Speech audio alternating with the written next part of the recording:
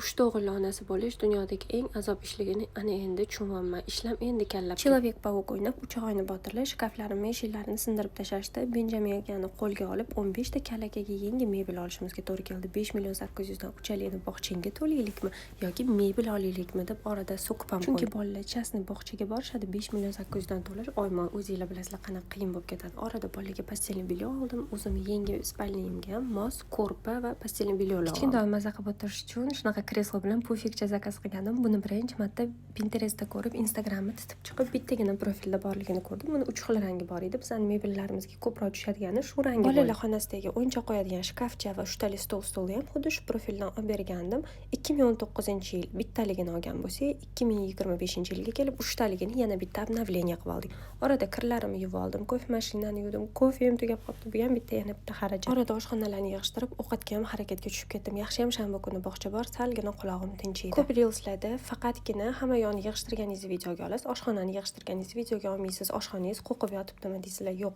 Hamma joyi tartibiga juda ham yaxshi e'tibor beraman. Men chashkalarga qiziqqanim uchun chashkamni ham ko'rsatib o'tdim. Mana ko'ngilchanglar xotirjam bo'lib, oshxonamni ham ko'rib oldinglar. Hamma joy tartibga solingan. Ishoninglar.